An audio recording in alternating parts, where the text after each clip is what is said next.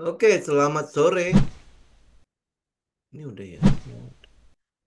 Oke, baik teman-teman kita mulai ya untuk market review kita hari ini. Ini tanggal berapa ya? Tanggal 16 ya. Tanggal 16 Oktober 2024 ya. Nah, kalau teman-teman lihat beberapa hari ini, kita udah mulai mencium ada bau-bau Prabowo efek ya. Ya, moga-moga itu jadilah ya. Jadi kemarin kita udah bahas mengenai 8 katalis untuk yang pemerintahan yang baru ini. Dan kemudian kemarin juga hari Selasa kita ngelihat banyak sekali ya menteri-menteri itu mulai dipanggil. Ya, dan itu hampir boleh dibilang kalau saya tidak salah itu nggak 17 menteri ya, 17 menteri dari pemerintahan saat ini itu tetap akan lanjut ke pemerintahan yang akan datang, terutama untuk menteri-menteri ekonomi. Ya, ini misalnya kayak Menteri Keuangan kelihatannya akan pasti di Sri Mulyani kembali. Kemudian Menko Perekonomian kelihatannya masih akan ada Erlangga Hartarto di situ ya. Kemudian ada Menteri SDM itu Lil itu kelihatannya masih akan menjadi Menteri SDM. Jadi udah kita lihat sampai sini dulu ya. Jadi kalau Menteri Keuangan tetap ya, jadi artinya mungkin ya gaya-gaya untuk financial pemerintahan yang akan datang ya kurang lebih akan sama. Berarti kan ada kelanjutan tuh. Ya, kemudian Menko Perekonomiannya juga masih sama. Jadi ya kurang lebih aturan-aturan yang mungkin akan diterapkan itu juga kurang lebih akan sama. Nah, yang mungkin yang mau kita lihat itu adalah dari Menteri SDM. Ya, dari Menteri SDM kita kan tahu ada MIP, kemudian ada beberapa tugas ya mungkin akan diemban oleh menteri ini yaitu swasembada energi dan lain sebagainya ya. Jadi kalau kita lihat, oh berarti ini ada kelanjutan ya. Mungkin akan ditambah lagi dengan kemarin saya udah sempat bahas ya mengenai hilirisasi. Jadi kalau mungkin ya zamannya Jokowi itu adalah hilirisasi tambang, yang mana kita mungkin lihat efeknya itu sampai surplus ya, surplus neraca perdagangan kita sampai 53 bulan. Itu cukup luar biasa lah ya. Artinya sampai kita bisa, ini kan nggak pernah dalam sejarah kita bisa mencapai surplus sebanyak itu ya. Maksudnya sekian lama gitu ya surplus. Jadi ini ya akui atau tidak lah ya, akui atau tidak ini juga salah satu kita bilang dari hasil hilirisasi. Akui atau tidak aja gitu ya. Itu adalah dari hasil hilirisasi. Ya itu salah satunya kan. Nah, karena itulah makanya di pemerintahan yang baru ini kelihatannya akan ada hilirisasi tetapi dari sisi rempah. Ya mungkin bukan cuma rempah ya, tetapi yang kayak ya mungkin yang saya baca itu kayak misalnya kelapa, terus habis itu hilirisasi kopi, ya nggak tahu nanti mau akan jadi apa. Tapi yang mau saya lihat itu ada dua komponen atau dua komoditas penting yang mungkin akan diterapkan di pemerintahan yang baru. Ini mungkin loh ya, karena apa cukup sering dibicarakan. Dan kita lihat dua komoditas ini cukup ini ya, cukup menguasai ya, cukup menjadi apa ya kita bilang ya top-topnya komoditas ekspor kita selain tambang-tambang itu ya. Jadi yang satu itu adalah kelapa, yang kedua itu adalah rumput laut. Ya, kelapa dan rumput laut. Nah, kalau teman-teman lihat emiten apa yang kena dua-dua ini, yang saya tahu sampai sekarang itu adalah emiten gorengan. Ya, jadi ya belum ada emiten yang benar-benar pas gitu lah buat saya itu untuk dua kelapa dan rumput laut.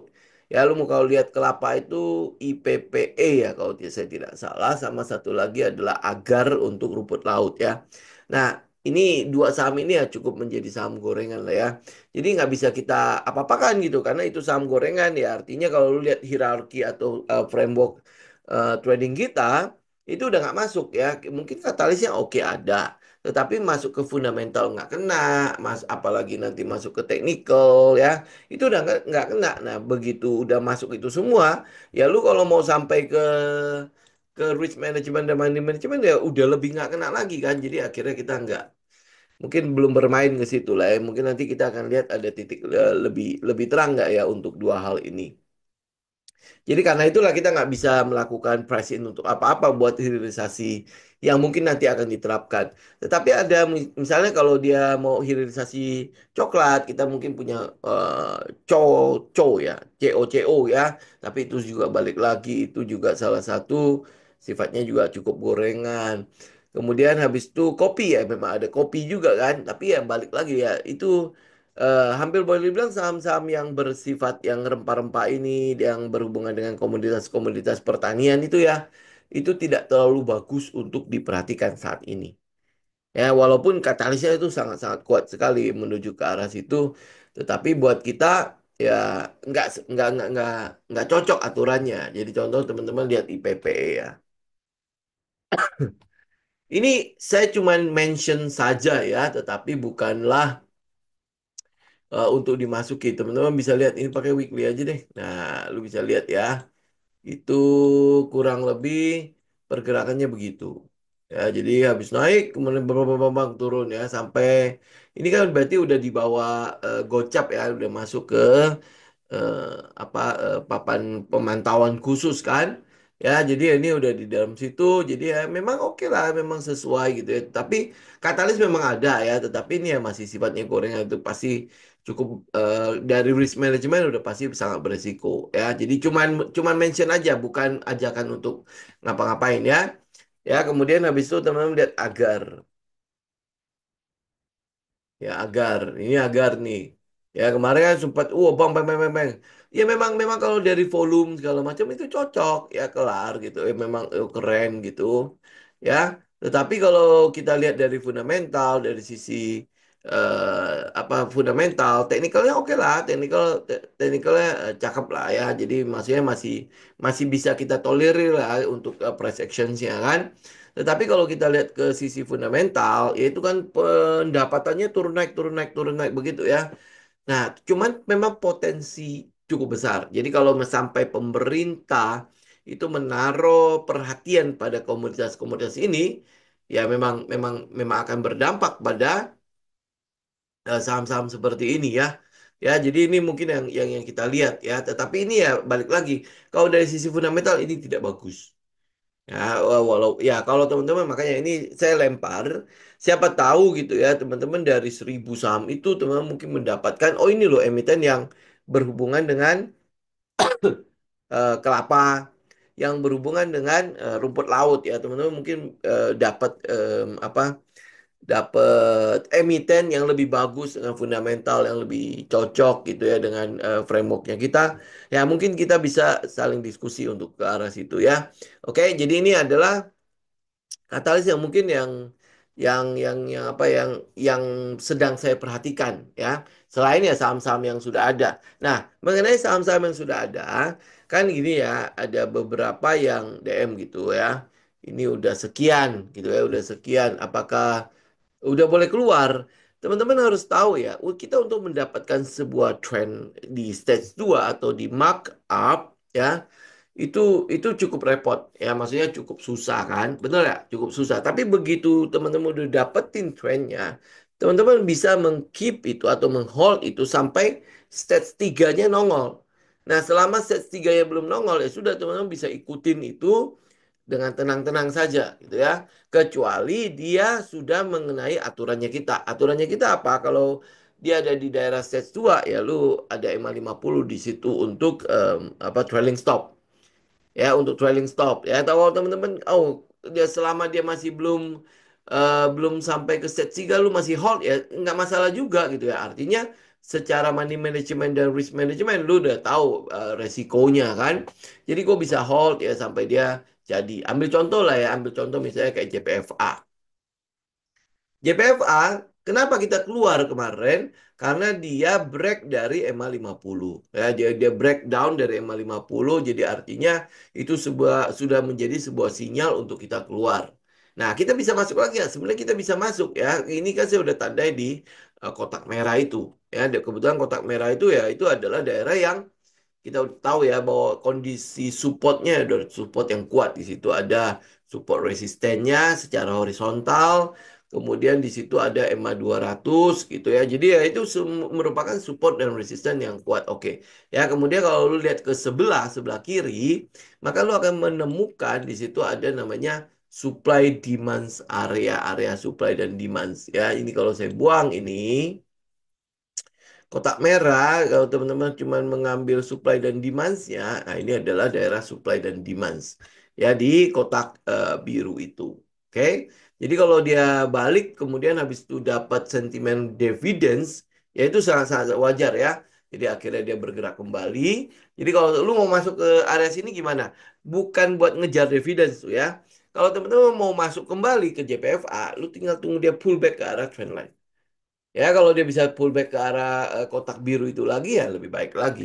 Ya, tetapi kalau enggak, ya seenggak-enggaknya di trendline itu sudah bisa menjadi sinyal buat teman-teman mau masuk lagi. Ini mungkin saja akan terjadi ya. Kenapa? Karena di sini tanggal berapa? Tanggal 22 Oktober yang mana itu adalah minggu depan itu adalah cum date dari dividends. Jadi mungkin saja ini masih akan ada pergerakan. Ya, karena dividennya cukup kuat. Dividendnya itu 70 perak 70 perak kalau di kalkulasi itu sekitar berapa? Sekitar 16,1 itu hampir hampir 5 sampai 6% ya. 5 sampai 6% ya dari ini ya. Jadi kalau lu misalnya buy daerah bawah, ya lu bisa terapkan kayak strategi yang TAPG dulu yang kita terapkan. Kalau lu udah buy di bawah, ya udah tinggal hold aja sampai dividen terjadi. Nanti kalau misalnya dia drop lagi ke bawah, ya lu tinggal top up aja dividensnya masukin. Karena JPFA ini, kenapa kita dulu masuk JPFA? Karena katalisnya itu adalah katalis untuk makan siang gratis kan. Dan sampai hari ini, katalis makan siang gratis itu masih baru akan terjadi di Oktober ini kan. Di November mungkin ya. Ya artinya katalisnya masih nongol. Pak, katalisnya masih ada dan katalisnya masih utuh di situ. Belum ada perubahan sama sekali dengan katalisnya. Jadi artinya kalau selama katalisnya masih ada, ya berarti ini adalah saham yang masih bisa kita hold. Kalau lu mau hold, ini adalah saham yang bisa kita perhatikan kembali seandainya kalau misalnya ada tempat untuk kita masuk kembali. Itu ya. Ya, makanya frameworknya teman-teman lihat ya, pondasi kita selalu ke katalis. Jadi kalau katalis ini adalah alasan untuk kita masuk, selama katalis itu masih ada, berarti harganya belum price in untuk katalis itu kan. Nah, karena dia belum price in, ya kita tetap ikut gitu loh. Kita tinggal ikutin aja pergerakannya. Ini yang saya bilang contoh misalnya kayak kita lihat Arko ya. Ya, contoh misalnya kayak Arko. Ya, Arko, teman-teman kalau misalnya masuk sini, dia kan balik lagi. Ya, atau mungkin masuk ke daerah-daerah mana? Daerah-daerah sini gitu ya, di daerah 1000 atau 1050. Ya, dia udah selesai, itu udah balik lagi. Ini harusnya udah floating profit kan. Nah, kan dari awal memang Arko itu memang pergerakannya begitu ya. Jadi dia habis naik, kemudian turun. Naik, kemudian turun. Naik, kemudian turun ya. Mungkin ini kenapa agak lama? Mungkin udah kebaca ya polanya kan ya. Nah, baru habis itu dibikin gonjang-ganjing lah ya kita ya, termasuk mungkin saya juga sempat itu ya, sempat terguncang juga ini keluar apa enggak. Nah, habis itu eh, kembali naik ya. Naik sampai eh, hambatan yang di atas ini itu sudah berhasil dilewatin sama si Arko. Nah, apa yang teman-teman lakukan? Ya lu udah lewatin kan? Berarti halangannya tinggal satu lagi nih di daerah 1310. Jadi begitu dia lolos dari 1310, apa yang terjadi? Sky's the limit. Kalau sky is the limit, ya artinya ya lu tinggal let the profit run. Betul nggak? Ya. Nah, ini sama kan, teman-teman ya, untuk mendapatkan satu pergerakan trend itu kan sebenarnya tidak mudah ya. Ya kita nggak bisa bilang mudah lah ya, walaupun teman-teman mungkin lihat ada cukup banyak yang jadi gitu ya saham-saham kita, tapi tidak mudah. Karena tidak mudah itulah, ya lu stay lah. Stay selama mungkin sampai aturan untuk keluarnya itu sudah tercapai. Aturan buat kita keluar adalah stage 3 atau kena MA 50. Ya selama itu belum kena, ya udah berarti teman-teman tinggal hold. Ya sama halnya mungkin teman-teman bisa lihat kayak TAPG ya. Ini saya cuma tunjukin doang. Asri ya. Terus habis ini kan karena trennya kan sudah kelihatan kan, kemudian habis itu pullback dia juga sudah kelihatan, kotak merahnya juga sudah kena, ya kan, kemudian habis itu toba, ya, ya ini juga sedang dalam keadaan pullback kan. Kita untuk mendapatkan tren ini kan tidaklah mudah kan. Kemudian habis itu teman-teman mungkin lihat BRMS, ya, nih hari ini ini 304 kan tidak berhasil tembus ya. Jadi kalau dia berhasil tembus, nah ini kan akan kembali lagi. Ya sasarannya kemarin kalau di Kopdar itu kalau tidak salah kita sempat membahas area sampai 600 lebih ya. Ya kan? Nah, kalau dia sampai masih bisa sampai ke 600, ini berarti masih ada potensi satu backer lagi untuk si BRMS. Nah, apakah bisa?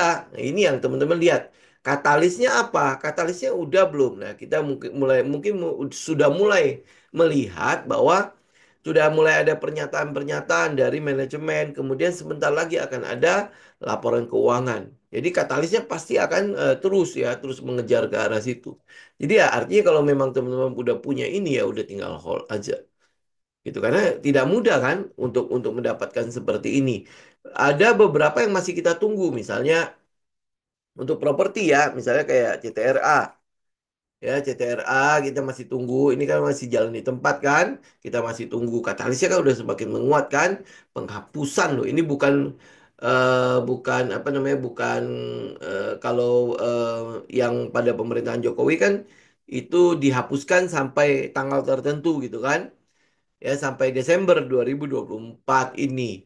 Nah, tetapi mungkin di zamannya Presiden Prabowo nanti itu mungkin akan dihapus PPNBM dan PBHTB itu mungkin akan dihapus. Jadi artinya ya kalau dia akan dihapus itu kan sebenarnya sentimen yang cukup positif untuk properti ya. Nah, ini positif. Nah, kita mau lihat ya apakah seiring dengan waktu itu terus bisa terus positif ya, kemudian penghapusan itu terus bisa mendatangkan pendapatan kepada emiten properti atau tidak ya kan kita tinggal ikutin ya nanti begitu dia udah mulai masuk area markup area uptrend ya sudah berarti teman-teman tinggal menikmati hasilnya kan ya. Kemudian habis itu karena toba kita nggak dapat kan kita masih ada satu lagi ya namanya Indi ya, Indika Energi itu juga masih di tempat. Ini posisi sudah break ya. Posisi sudah break dan kita memang sudah mengantisipasi itu bahwa di sini adalah daerah SOS-nya. Ya kan? Daerah SOS. Nah, jadi artinya selama dia masih SOS, lu mau cicil daerah situ juga sebenarnya juga masih masih cukup oke. Karena area stop loss kita juga ketahuan kan. Nah, sembari itu ya kita perhatikan katalisnya. Katalisnya untuk yang Indi ini kan adalah MIP ya.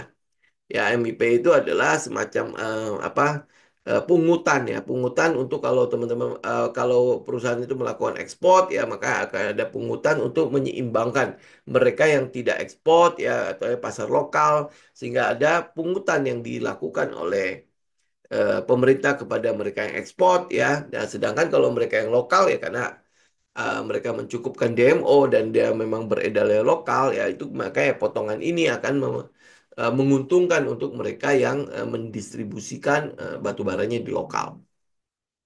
Ya, nah ini yang kita mau lihat kan katalisnya adalah Menteri ESDM itu kelihatannya akan tetap sama. Nah, kalau Menteri ESDM itu tetap akan sama, kelihatannya MIP itu akan jalan. Ya, ini akan berjalan sesuai dengan rencana. Ya, kemarin teman-teman kalau misalnya baca ada berita mengatakan bahwa Menteri Bahlil itu sampai diintervensi kan agar MIP ini tidak dilakukan.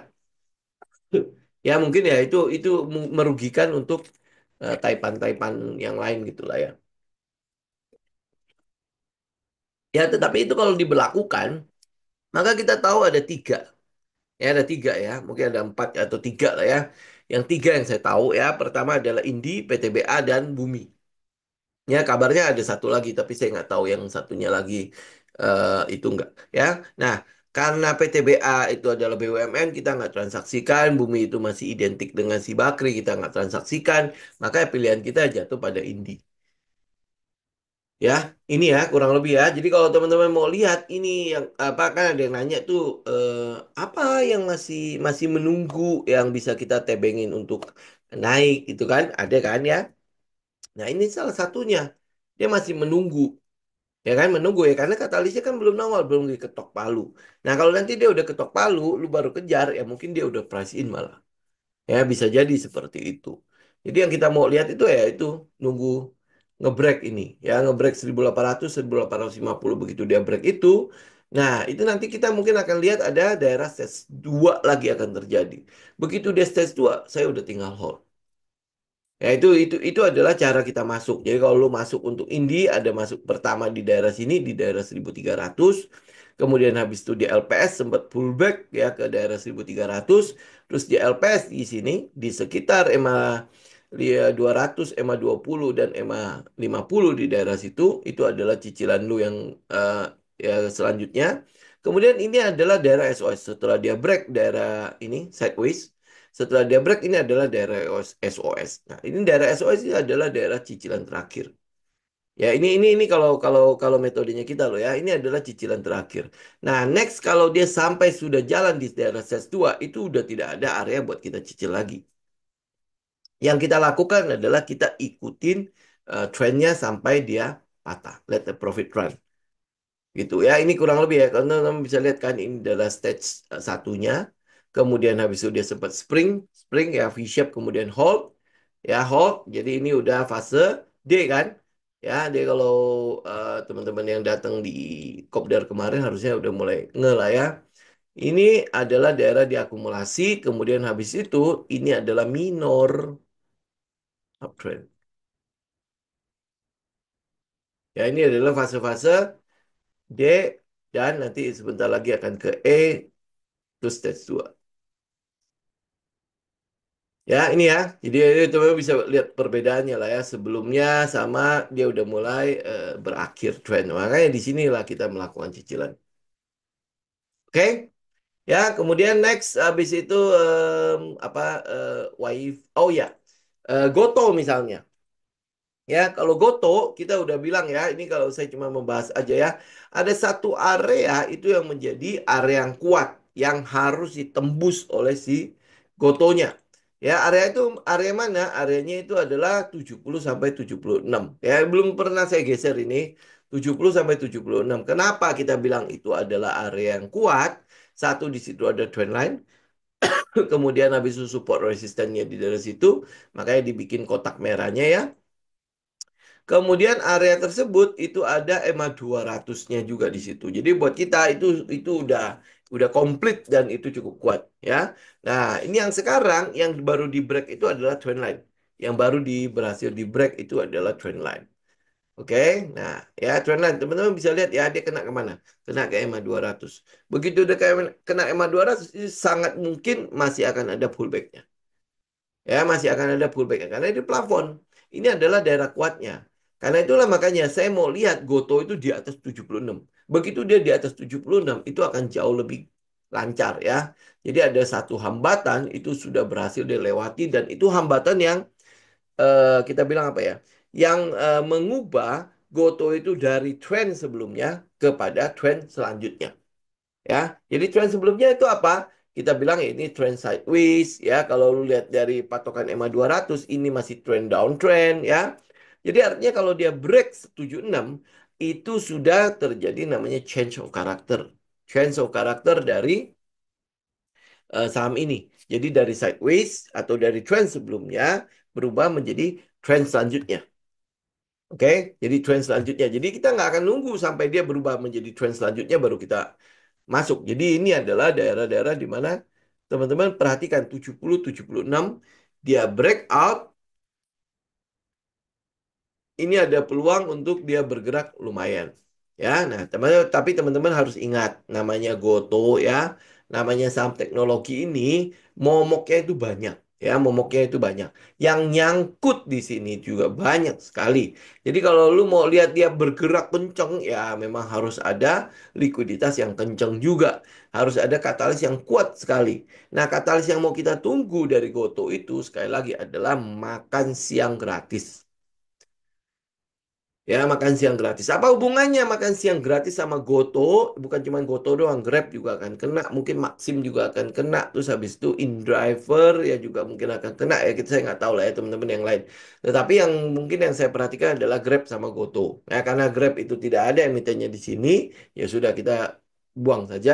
Yang kita perhatikan adalah Goto. Jadi katalis yang membuat kita akhirnya tertarik dengan Goto itu adalah makan siang gratis. Ya, selain katalis yang lain itu recurring income dari Tokopedia yang membuat dia punya biaya operasional, ya.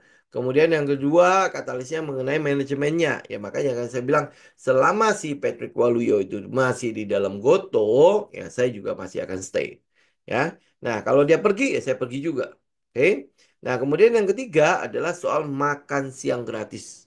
Ya, kalau makan siang gratis, nanti teman-teman cek aja ya makan siang gratis ke apa hubungannya sama Goto. Ya itu mungkin yang saya ingat itu ya angkanya itu kurang lebih kalau sampai dia benar-benar apa di kontrak untuk makan siang gratis itu ya mungkin buat nganter makanan dan sebagainya. Per tahunnya itu kurang lebih plus minus dia ada, mungkin akan punya recurring income itu sekitar 1 triliun dan itu besar.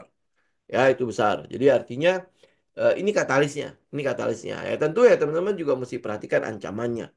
Ancamannya ya tadi saya bilang, yang nyangkut banyak, nyangkut terus di sini tuh banyak sekali.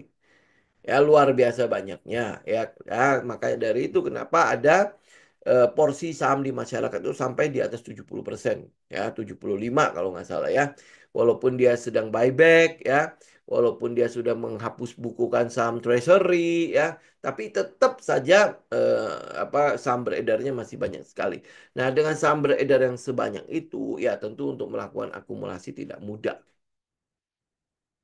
Ya untuk melakukan akumulasi di saham Goto itu tidak mudah. Ya kecuali kecuali katalisnya itu nggak jelas, kemudian habis itu fear-nya itu masih kuat sekali. Nah itu mungkin akan berbeda. Ya, oke. Ya teman-teman bisa lihat secara teknikal, lu bisa lihat ya dia punya volume ya volume dari ini setelah dia mengalami klimaks yang di ujung sini. Ya saya ituin ya. Nah ujung sini sampai ke sekarang ya lu lihat bullish activity-nya itu sudah mulai terjadi. Ya bullish activity-nya sudah mulai terjadi. Jadi ya maka dari itu ya mungkin kalau teman-teman lihat dari perspektif apa ya broker summary lah atau segala macam ya lu mungkin akan lihat bahwa ada yang mengkoleksi saham ini ya belum lagi kalau misalnya teman-teman lihat katalis-katalis kecil ya misalnya kayak em, apa kayak Tencent, Alibaba, ya kerjasama-kerjasama itu dan lain sebagainya ya. Itu mungkin teman-teman bisa melihat sebuah perspektif yang berbeda pada Goto ya. Tapi jangan lupa ya, ini kan subjektifnya saya. Ya bisa jadi Goto itu tidak seindah apa yang kita perkirakan. Oke, karena itulah makanya risk management itu harus. Jadi bukan berarti setiap hal yang kita bahas di sini pasti jadi. Ada banyak kok yang akhirnya gagal kan, ya. Saya juga tidak mau melakukan promosi untuk saham-saham yang sudah jadi, ya. Walaupun memang fokus kita, fokus kita ya pada saham-saham seperti itu. Ya, maksudnya artinya kalau kita udah dapat, ya udah kita let the profit run. Sebesar-besarnya profit yang bisa kita dapat dari situ kita akan dapatkan. Oke, begitu loss dan tidak sesuai dengan apa yang menjadi skenario kita, maka ini harus ditutup dengan resiko sekecil-kecilnya. Ya prinsip kita kan kalau di risk management dan mind management, kalau win harus big, kalau loss itu harus small. Ya, dan win big banyak nggak? Ya nggak banyak. Ya, loss small banyak nggak? Banyak. Ya, tetapi begitu sekali win, ya ini loss-loss yang ini nggak kelihatan. Ya, karena apa? Karena gampang sekali ketutup.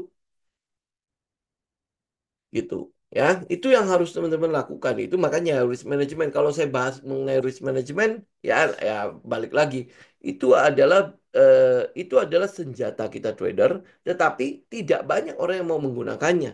Karena itulah makanya saya selalu sarankan teman-teman catat deh, jangan percaya sama saya, lu catat ya, begitu lu catat lu bisa lihat mana yang salah. Ya kalau gua salah gua bisa perbaiki, gua kalau gua tahu di mana gua salah maka gue bisa memperbaikinya. Ya, nah selama ini teman-teman tidak mau mencatat apa berpikir apa, gue bisa mengingat semuanya. Ya buktinya kesalahan yang berulang itu adalah apa? Yang membuat kita gagal itu adalah kesalahan yang berulang terus. Makanya lu catat. Ya, dari catatan itu, ini kan namanya buku trading, teman-teman kan. Yang ngarang adalah diri teman-teman sendiri. Ya toh? Nah, kalau lu bisa mengarang buku itu, mengarang buku ini sesuatu yang gampang kok. Lu cuma mencatat kenapa lu beli, alasan lu beli, harga berapa lu beli, kenapa lu jual, alasan lu jual, harga berapa lu jual. Itu doang gitu loh jurnalnya. Gitu ya. Nah, dari situ aja lu bisa lihat gitu. Oh, ternyata ini lihat ya, yang membuat gue gagal, yang membuat gue selalu loss itu hal yang sama nggak? Gitu ya. Nah, kalau hal yang sama, lu coba cek. Ini technical udah bener. Ini fundamental sudah bener. Apa yang salah ya? Oh, gue jualnya kecepatan. Gue jual begitu dia loss sedikit, gue jual cepet-cepet. Ya. Nah, begitu dia untung sedikit, gue juga jual cepet-cepet. Nah, kemudian kalau gue kalkulasikan dari semua transaksinya gue, kalau gue jumlahkan, eh, ini jatuhnya break even. Ini masih bagus break even. Jatuhnya lebih banyak, lebih gede kalahnya dibandingkan dengan menangnya. Ya kan? Nah, dari catatan itu lu lihat deh, lu lihat balik. Kenapa gue bilang risk management itu jauh lebih penting dari fundamental daripada technical. Ya, kemudian kalau lu lihat dari keseluruhan transaksi lu, maka lu akan tahu bahwa yang sering saya bilang, harga itu bergerak karena ada likuiditas.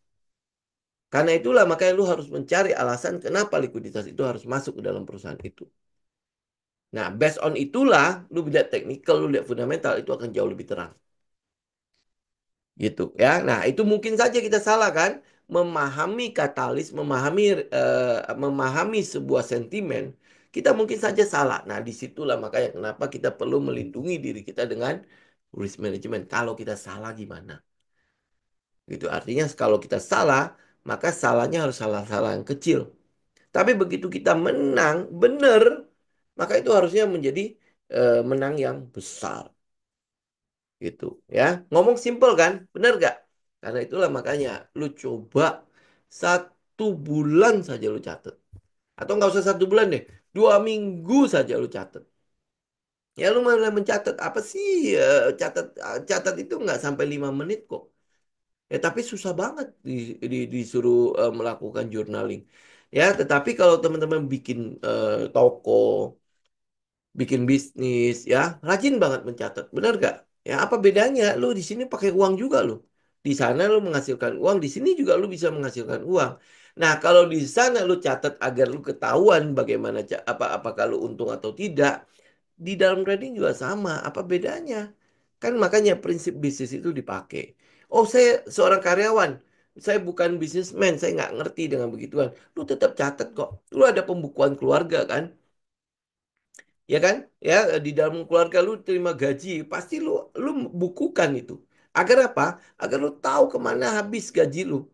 Kalau enggak, lu cuma akan ber kok kok kok kok kok kok gaji naik terus ya, tetapi tidak ada tabungan ya. Nah, lu kan cuma akan berasa-berasa begitu kan. Tapi begitu lu tahu di mana flow-nya, kemana nih uangnya hilang, maka lu bisa tutup gitu loh celah-celah yang ini nggak penting nih kenapa gue beli. Ini nggak penting nih. Jadi banyak sekali lubang-lubang yang akhirnya membuat uang lu habis gitu walaupun lu gajinya naik segala macam ya mungkin lu berpikir bahwa gaya hidup lu nggak naik gitu kan tapi kok akhir bulan selalu habis gitu kan kalau lu catat lu pasti akan tahu di mana lubang-lubang yang membuat uang lu habis gitu nah di trading juga gitu ya ini kalau bicara mengenai karyawan kurang lebih sama gitu loh lu lakukan catatan sehingga lu tahu gitu loh oh mana sih ya kejadian-kejadian yang membuat gue selalu mengulangi kesalahan yang sama sehingga akhirnya membuat golos. Di mana itu? Nah, kenapa itu terjadi? Kenapa bisa berulang? Bagaimana cara gue bisa mencegah itu agar tidak berulang kembali?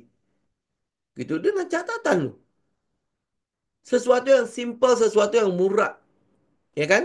Ya, sesuatu yang simple, sesuatu yang murah. Lalu kelas coaching kan banyak sekali yang bilang mahal dan pembodohan dan lain sebagainya kan.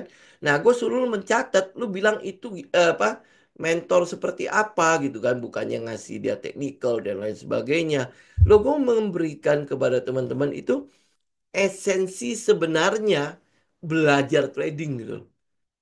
Ya lu nggak perlu harus belajar sama seseorang yang apa ya, Jesse Livermore lu bangkitkan untuk ngajarin lu juga percuma gitu beneran ya. Kenapa ya? Karena teman-teman akan lihat gitu ya bahwa di dalam trading itu bukan fundamental, bukan bukan teknikal yang akhirnya memegang peranan, psikologi lu, risk management lu itu lebih memegang peranan, ya kan? Apakah saya tidak memberitahu di mana masuknya BRMS? Kasih tahu kan? Ya, nah, ya waktu Kopdar kemarin kita udah membuktikan berapa banyak yang sudah keluar gitu ya, dan berharap untuk bisa TikTok. Ah, benar gak? Saya nggak tahu orang yang sharing ini nongol gak ya hari ini ya. Ya, nah berharap untuk TikTok. Ya memang iya, secara teori apa kita bisa melihat, ini kan bisa swing low, swing low, swing high gitu kan. Tetapi apakah segampang itu lu bisa mendapatkan swing high dan swing low? Eh, ya kan? Kalau segampang itu ya pasti banyak sekali dong trader-trader yang berhasil kan. Tapi kenyataannya nggak gampang. Karena itulah makanya begitu saya dapat keadaan di mana stage 2 terjadi atau posisi dia sudah uptrend, saya akan mencoba untuk let the profit run. Ya, hold the winner, hold the winner. Ya, ini kita sedang melakukan hal seperti itu. Hold the winner. Namanya udah menang kok. Masa lu nggak bisa pegang gitu ya? Hold the winner. Gitu. Yang sering lu pegang itu apa? Hold the loser. Ini jelas-jelas ini adalah yang kalah, ini adalah pecundang, tapi lu pegang terus. Apa nggak habis uang lu? Bener nggak? Ini kalau lu lihat di arena tinju lah ya, di arena tinju. Ini udah jelas-jelas loser, tapi lu masukin uang terus buat memenangkan dia. Bisa nggak dia menang? Udah pasti nggak bisa dong. Namanya loser kan. Ya kan? Lu nggak mungkin akan bertarung untuk seorang yang akan kalah. Itu jelas-jelas itu adalah loser. Nah, tetapi yang lu lakukan dalam trading itu selalu begitu. Hold the loser. Yang mesti lu lakukan apa? Hold the winner dong. Saya nggak ngajarin teman-teman berjudi ya. Tapi maksudnya lu bisa melihat dong. Ya, ini udah jelasnya skala. Masa lu bertarung untuk seseorang yang kalah? Kan tidak mungkin kan? Ya kan? Lu pasti akan memegang atau apa bertarung pada eh, yang menang gitu. Ini udah jelas-jelas ya kita lihat ini adalah pemenangnya. Malah enggak udahlah gitu ya, tinggal dilepas. Ini jelas-jelas kita udah ada di stage markup-nya gitu loh. Ya udah di stage uptrend-nya. Malah dilepas. Ya, terus habis itu balik lagi nunggu lagi. Kita nunggu berapa lama loh. Ini adalah momen untuk window dressing. Ya, ini adalah momen di mana window dressing terjadi. Waktu di bulan apa ya? Bulan Juni apa bulan Juli ya? Saya sudah mengajak teman-teman untuk full full Porto. Ya, waktu Juni apa Juli lah saya lupa lah ya. Artinya di bulan-bulan itu kita mulai full Porto karena kita udah mulai lihat kecenderungan The Fed itu untuk nurunin suku bunga sudah mulai terjadi. Ya karena itulah kita memprice in untuk itu. Kemudian tanggal 20 Oktober itu sudah akan terjadi pergantian kepemimpinan. Biasanya itu akan ada namanya efek-efek. Kayak misalnya kemarin Jokowi efek, SBY efek ya. Nah ini kita mulai lihat apa Prabowo efek itu sudah mulai kelihatan. Ya dia udah mulai ngelontarin program-programnya. Itu berarti dalam 100 hari itu pasti akan dilakukan hal seperti itu. Makanya kita bicara mengenai 8 katalis ya. 5 diantaranya itu adalah katalis untuk Prabowo efek. Jadi kita mesti siap untuk itu gitu loh. Bukan pada saat ini udah uptrend nih. Nah, ayo ayo kita masuk. Enggak seperti itu. Ya tinggalkanlah cara seperti itu. Kita memprice in sebelumnya. Nah, untuk bisa memprice in, research. Ya, lakukan research gitu ya. Nah, lu research lu makanya lu akan tahu gitu loh. Apa yang mau lu jual? Apa yang bisa laku? Apa yang bisa apa namanya bisa memberikan kepada kita keuntungan. Itu yang kita lakukan dalam research. Yang kita research apa? Katalis. Katalis itu apa? Katalis itu adalah hal-hal atau kebijakan-kebijakan yang bisa membuat perusahaan-perusahaan mengalami perubahan pada fundamental. Apa yang bisa membuat perusahaan mengalami eh, apa fundamental? Ya tiga hal sebenarnya. Ya sebenarnya cuma satu hal doang sih, cuma satu hal. Ya, lu cuma fokus pada pendapatan, pendapatan, pendapatan, earning, earning, earning. Lu lihat di situ, gitu. Begitu ada sebuah kebijakan yang bisa mempengaruhi earning atau pendapatan yang naik dari sebuah perusahaan, maka itu yang mau lu konsenkan. Ya, nah di situ nanti pasti akan terjadi tiga hal menjadi alasan buat apa si big money atau smart money masuk. Turnaround, cyclical atau startup. Itu aja nih, ya.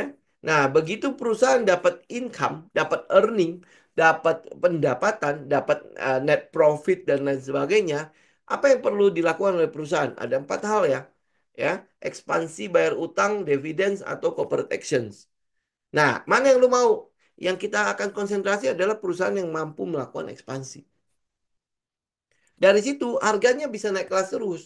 Kenapa? Kalau dia ekspansi dan dia berhasil, maka itu harusnya dihargai lebih dong. Gitu ya. Simple ya. Itu katalis gitu loh. Katalisnya harus mengarah kepada hal itu. Nah, kalau lu udah punya yang ini, yang tadi riset-riset untuk katalis-katalis yang bisa merubah fundamental dari sebuah perusahaan, maka itu jelas likuiditas masuk situ. Lu nggak usah lihat teknikal, lu nggak usah lihat fundamental pun, kita tahu bahwa likuiditas masuk ke dalam sektor itu. Ya, nah sektor itu kan, tapi masalahnya adalah dia banyak saham. Ya, banyak saham dalam sektor itu. Karena itulah makanya kita butuh fundamental dan butuh teknikal untuk memilahnya. Itu untuk mensortirnya. Mana nih saham yang mau gue ambil? Mana saham yang mau gue pegang? Gitu ya. Oke? Itu kurang lebih sih ya urutannya kita ya. Kemudian habis itu ya karena kita tahu bahwa ini kita bukanlah siapa-siapa, kita cuma retail, apalah kita gitu ya, kita cuma debu doang di pasar ini. Karena itulah makanya kita melindungi apa yang sudah kita research, sudah kita analisa modal kita itu dengan risk management. Kalau kita salah. Ya, kalau kita salah. Nah, begitu kita salah, maka loss yang kita alami itu harusnya loss yang small. Ya, tapi kalau begitu kita benar, maka kita hold the winner. Kita hold the winner sampai apa? Trennya patah. Nah, disitulah makanya baru akan ada beggar-beggaran masuk. Gitu. Jadi jangan ngarapin beggar dulu lah ya. Yang penting usahanya lu dulu di awal. Gitu. Udah usaha lu dapet, jangan salah lu ya. Teman-teman bisa aja misalnya menganalisa 10 saham, paling cuma 3 atau 4 yang jalan. Itu udah bagus 3 4 yang jalan loh. Nah, tapi 3 4 ini itu kakap. Ya lu ambil contoh lah ya, sekarang yang mungkin teman-teman masih hold ya. Misalnya kayak Arko, kemudian habis itu TAPG, kemudian habis itu mungkin lu masih hold JPFA atau mungkin lu masih hold DKFT misalnya, atau lu mungkin masih hold BRMS, atau lu mungkin masih hold anggaplah misalnya kayak Goto gitu ya, lu hold gitu kan. Itu harusnya udah cukup menghijaukan lu punya porto. Ya, anggaplah mungkin ada sekitar 10 kita gagal gitu ya. Tapi lu bisa dapat 5 ini saja udah enak kan? Belum lagi kalau misalnya lu punya Asri lah.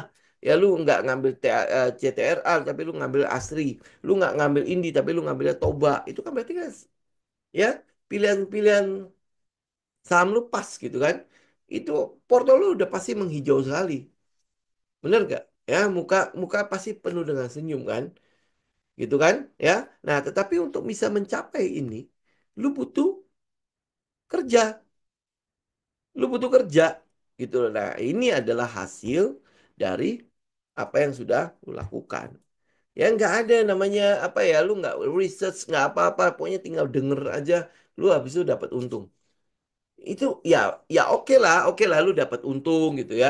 Tapi itu nggak akan lama begitu kita nggak mengudara lagi, nggak ada lagi atau grup premium itu bubar dan lain sebagainya. Ya udah keuntungan lu nggak akan ada lagi. Nah, lu pilih mana? Ya, lu pilih sesuatu yang konsisten itu adalah metode yang lu atau lu memilih sesuatu yang apa ya gue denger aja lah. Gitu gue dapat gitu. Gue gak dapat ya udah. Gitu kan? Nah, itu tinggal pilihan-pilihan di teman-teman. Oke? Ya, ini saya cuma membahas, mengingatkan aja ya. Saya bukan orang pinter juga. Teman-teman kalau misalnya nanti ada apa, intinya adalah eh, yang kita bangun itu adalah komunitas.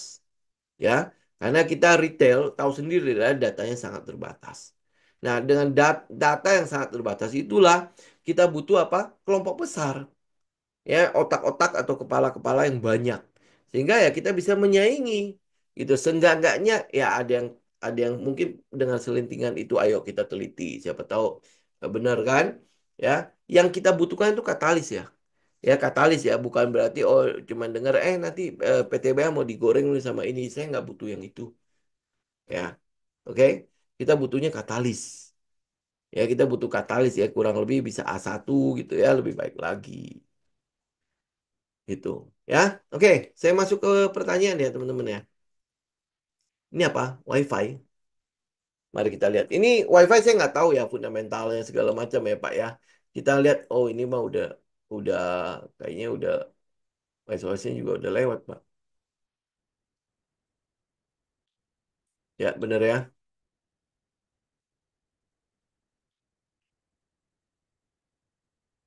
Oh berarti dikit lagi nih. Oh enggak. Ini masih bisa nih. Oke, ini daerah SOS-nya nih. Sebentar. Saya buang dulu ini. Ini hari ini nggak tahu. Oh nggak jebol. Berarti ini daerah trading range ya. Ini nggak sempat jebol nih. Nah ini adalah daerah SOS-nya nih. Kalau teman-teman lihat ini daerah set satunya. Ya ini adalah. Tapi ini lumayan tegak ya. Ini lorongnya. Tapi saya nggak tahu ya katalisnya apa ya Pak ya. Ya saya cuma melihat pada sisi teknikal ya. Oke, nah ini adalah lorongnya, udah lewat. Ini adalah SOS-nya. Ya, jadi ya mungkin kita masih berharap adalah ini yang nanti akan masuk ke dalam area stage 2.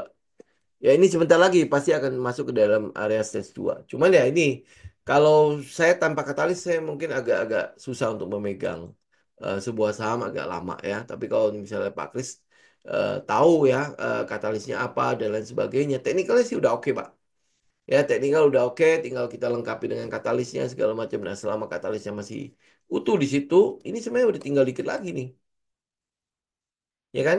Ini hari ini untung aja nih nggak lolos ini daily kan. Hari ini nggak lolos ya, mungkin dia masih akan ada pullbacknya ya. Ya, nah kemudian habis itu teman-teman lihat trennya sih udah sangat kuat ya. Ya, kita bisa lihat trennya sangat kuat itu dari sini nih. Ini EMA 20 ke 50, EMA 20 ke 50. Ya, ini trennya ini nanti pasti akan terus menguat nih. Nanti EMA 50 20 ya kan akan terus menjauh. Kemudian habis itu EMA 50 ya pasti akan nyusul ya. Nah, itu artinya trennya apa akan sangat-sangat kuat. Kita bisa lihat misalnya kayak Arko nih. Ini kayak Arko nih. Ya. Nih kurang lebih. Ya, teman-teman lihat ya. Ini kan tadinya nih. Ini yang kita mau lihat nih. Nah, kalau dia begini jaraknya, teman-teman tahu bahwa trennya itu masih sangat kuat. Ya, trennya masih sangat kuat. Nah, ini kan sekarang udah mulai nih. Udah mulai akan berjarak nih. Ya, nanti pasti akan ada jarak lagi. Gitu. Nah, artinya trennya masih sangat kuat di situ. Ya, trennya masih sangat kuat. Jadi karena itulah makanya kita masih berani hold. Oke. Jadi untuk WiFi dia ada di SOS. Apa kalau dia mungkin akan lebih baik tunggu dia break 316 ya. Benar-benar break 316. Ya kalau enggak ya tunggu dia pullback. Ya moga-moga ada jatah pullback lah ya di sekitar 288 sampai ke bawah nih. 278, 288 lah ya. 288 mungkin udah bisa nyicil kalau misalnya dia pullback. Tapi ingat ya, katalisnya dulu. Kalau katalisnya masih oke, cukup bagus di daerah situ, ya ajar lah gitu ya. Oke, terus next apa Tekim. Ini Tekim udah lama sekali ya kita. Di mana dia? Oh masih di situ-situ aja, Pak.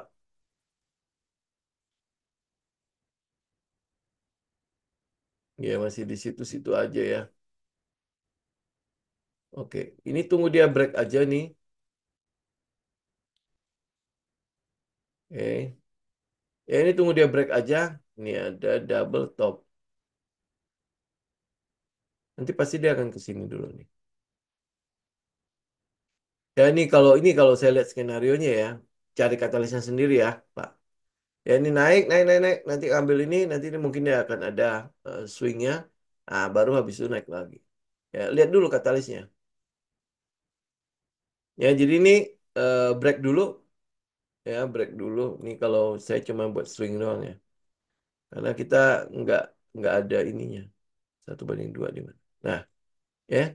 Jadi kalau kita masuk di sini di 76 atau 77, 76 ya 77, 76 ya, ya 7.700 saya. Misalnya kita masuk ke situ ya, nah berarti ya ini 1/2 nih. 1/2 itu sekitar 18% ke arah ini, double top ini nih. Ya, ini nanti pasti akan diambil. Ya, dia kan oke, terus habis itu apa ya? PTPP. Ini saham sudah mulai lagi, enggak kan? Oke, ya ini kalau PTPP sama masih tunggu dia break 500 sampai 525. Ya enggak banyak katalis di daerah sini sih sekarang. Ya break dulu. Ini kan lihat kotaknya bagus sih naiknya. Ya. Break 500 sampai 525 PTPP. SII hari ini kumdet ya. Ya, exitnya hari Senin. Ya, jadi dia udah sempat turun. Ya, turunnya udah pas. Oke, nah saya mungkin masih akan lihat di daerah sini. Tapi kalau misalnya, ini kan soalnya goceng ya. Goceng ke 4.800 lumayan ya. 5.000 sampai ke 4.800 jadi berapa persen ya. Kalau buat saya, ini coba kita lihat volumenya sebentar. Ya, oh volumenya cukup gede ya. Nah, lu kalau misalnya mau cicil ya silakan ya. Tapi kalau mungkin saya akan nunggu dia di daerah bawah. Ya, mungkin akan nunggu di daerah bawah. Nah, ini untuk mobil-mobilan ya. Yang kita lihat di lapangan itu kelihatannya cukup sepi. Ya, cukup sepi. Saya nggak tahu mungkin ada faktor banyaknya banyaknya orang-orang yang kena blacklist BI checking. Ya, dia kalau misalnya ya artinya gini ya. Mobil itu nggak bisa dijual kalau nggak ada KPM-nya. Kalau KPM nggak jalan sama kayak rumah lah.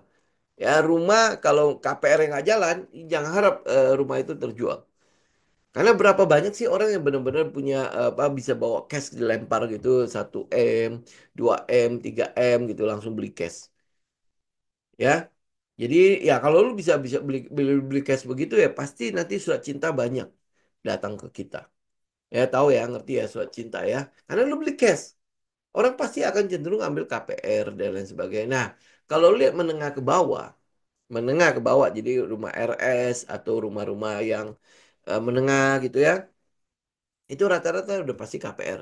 Nah, yang kena BI checking itu justru yang kelas ini nih. Ya saya udah sempat bahas kan, kelas 1, kelas 2, kelas 3 kan. Kelas 3 itu udah stabil lah. Ya, kalau dia mau beli itu juga paling ya beli untuk invest dan lain sebagainya buat aset kan.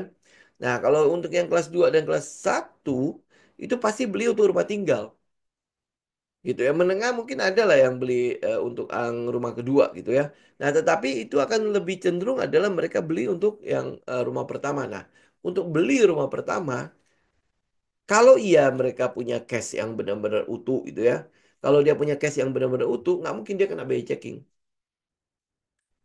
gitu. Nah, kalau enggak ya berarti mereka akan menggunakan fasilitas KPR gitu. Nah, kalau dia kena BI checking, ya lu pasti nggak bisa KPR dong gitu. Termasuk KPM. Ya termasuk KPM ya. KPM mungkin adalah yang ngelolosin gitu ya. Mungkin ada showroom yang mau oh ya udah kita yang tanggung deh gitu. Jadi nggak perlu BI checking dan lain sebagainya. Mungkin oke gitu ya. Tetapi berapa besar lu mau tanggung itu? Gitu. Ini yang makanya ini yang kita lihat. Jadi kalau untuk Astra bahkan Imas pun akhirnya saya buang aja. Ya kenapa saya buang?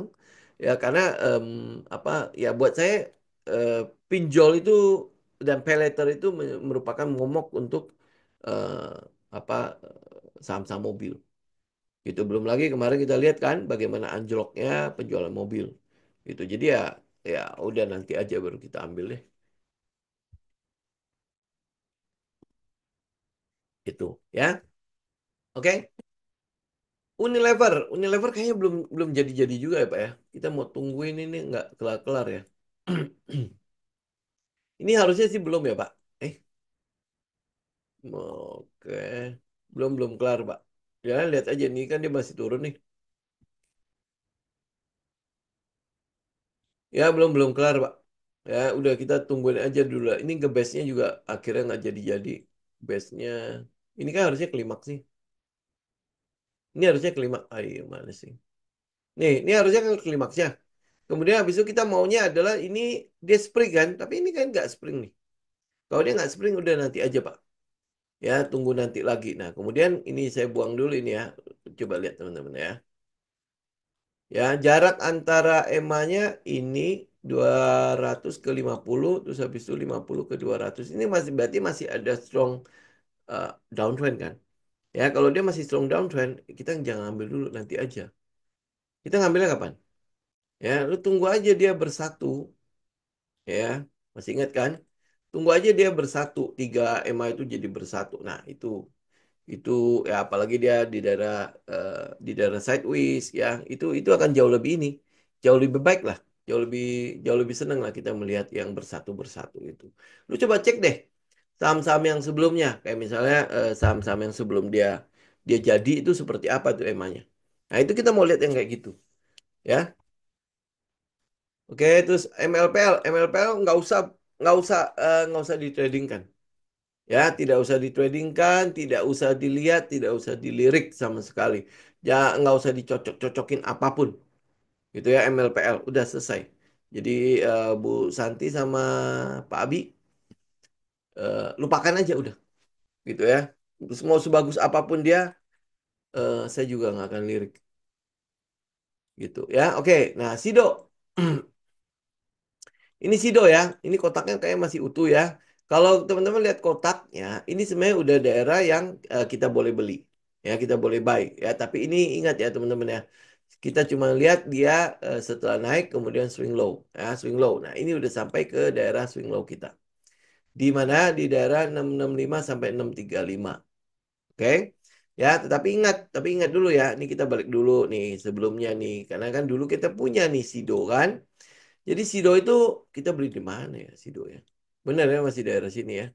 Kalau nggak salah masih daerah sini. Jadi pada saat ini break kita buy ya. Ini saya balik ke Delhi biar teman-teman bisa lihat. Nah, ini break kita buy ya. Break daerah sini kita buy kan. Ini break daerah sini kita buy. Terus habis itu break di sini kita buy. Oke, kita ikutin. Berat gitu naik ke atas. Sampai kapan kita keluar? Di sini kita keluar. Break EMA 50. Nggak usah. Udah kita keluar kan. Nah, sampai kapan kita masuk lagi? Nih, mari kita lihat. Ini kan dia swing kan. Lihat ya, EMA-nya udah bersatu kan? Nah, ini yang mau kita lihat. Saya buang dulu ya kotak-kotak itu ya. Ini daerah yang mau kita tungguin nih, kotak ini. Ya, kotak ini daerah yang mau kita tungguin. Saya kecilin, berarti daerah sini. Nah, ya dia udah menuju ke situ kan? Nah, udah menuju ini memang adalah daerah yang kita mau tunggu. Jadi kalau teman-teman buy di daerah sini ya sudah benar. Ya, stop lossnya di mana? Di sini nih. Ini kotak.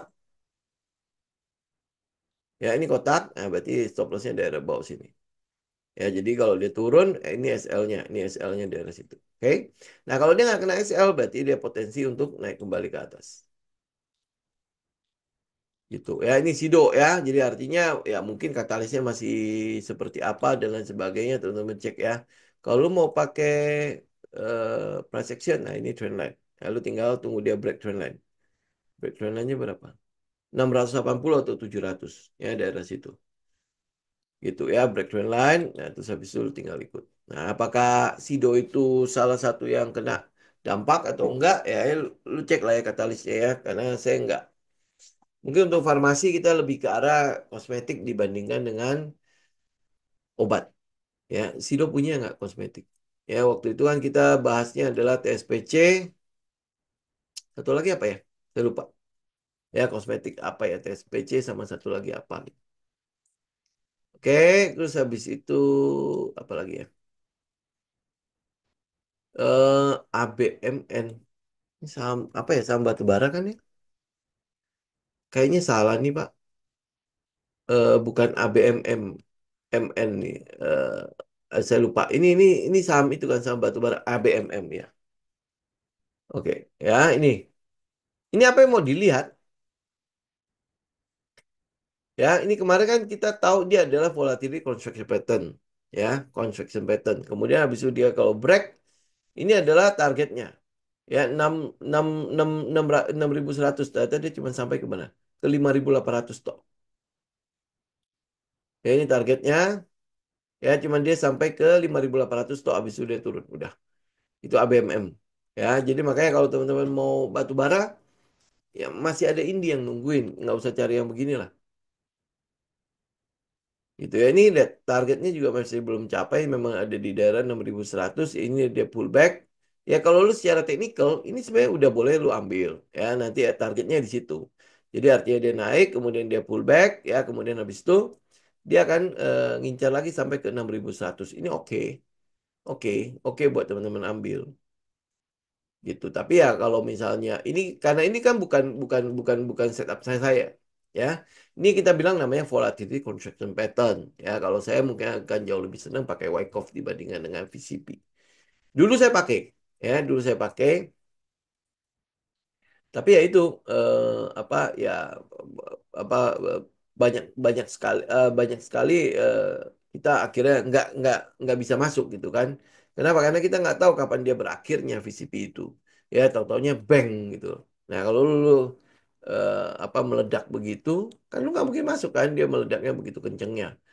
Ya, nah habis itu ya kita nggak bisa masuk lagi gitu. Jadi karena itulah makanya saya nggak terlalu itu. Tapi kalau lu lihat price actions ya, ini memang udah jadi area buat lu masuk karena dia pullbacknya sudah ke arah yang mau lah yang kita mau di sekitar 4.000. Ya, nah targetnya ke daerah sekitar 6.100. Oke, MLPL sudah kita bahas Bu Santi. Sudah apa nggak usah nggak usah ditradingkan itu. Kayak itu habis itu BTPS. Ini BTPS kayaknya tidak ada apa-apa ya.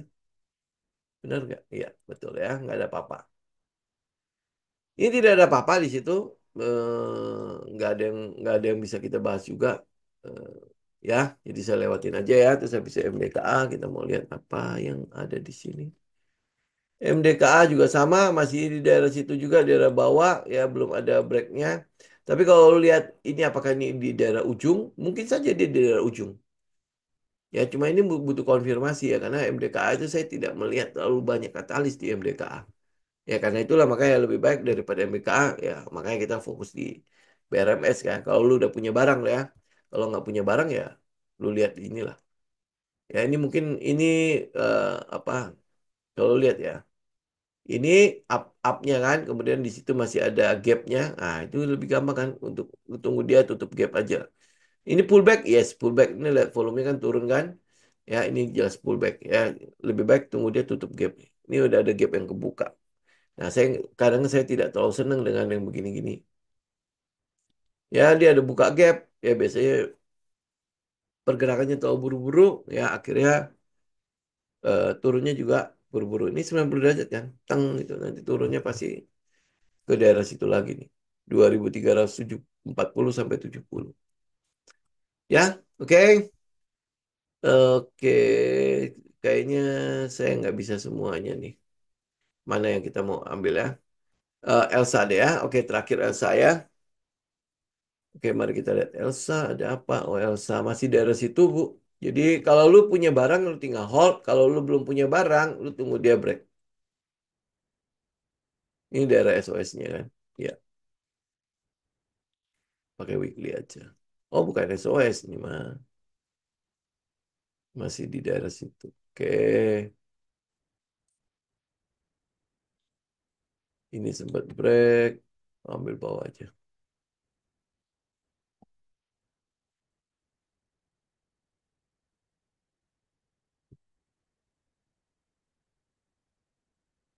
Ya, ya, teman-teman, berarti tunggu dia break ini.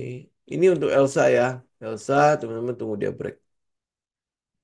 Nih, ya ini kan kotak nih. Nah, buang ini. Nih, Elsanya ya. Jadi tunggu dia break berapa nih? 550. Nah, dia break 550. itu adalah tempat teman-teman bisa ambil untuk si Elsa. Tapi ya saya nggak tahu ya ada katalis apa ya. Kalau swasembada energi mungkin ya, karena ini kan adalah perusahaan kontraktor ya, mungkin dia akan mendapatkan banyak sekali proyek untuk lahan ladang-ladang minyak dan lain sebagainya. Mungkin saja seperti itu ya. Tinggal teman-teman perhatikan aja. Ya tinggal update aja katalisnya dan lain sebagainya. Oke, ya. Baik teman-teman, saya pikir sampai sini dulu ya buat hari ini ya. Nanti kita akan ketemu lagi di hari Jumat mendatang ya. Semoga bermanfaat ya teman-teman ya. Oke, saya izin pamit. God bless semua.